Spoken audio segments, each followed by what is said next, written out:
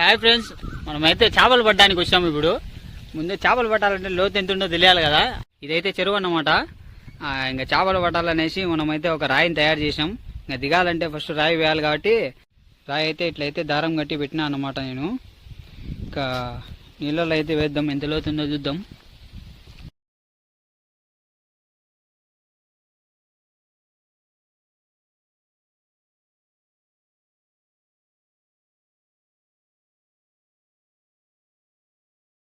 Okay, ఈ లోతుకైతే ఆగిందన్నమాట ఆ దారం కాడికి.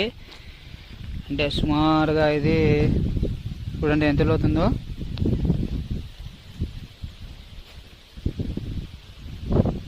సుమారుగా 5.5 అడుగు అయితే ఉందన్నమాట. దూకి మొదలు పెడతాం ఇంకా వేట. ఇంకా మరిన్ని మన ఇలాంటి వీడియోస్ కోసం మన ఛానల్ సబ్స్క్రైబ్.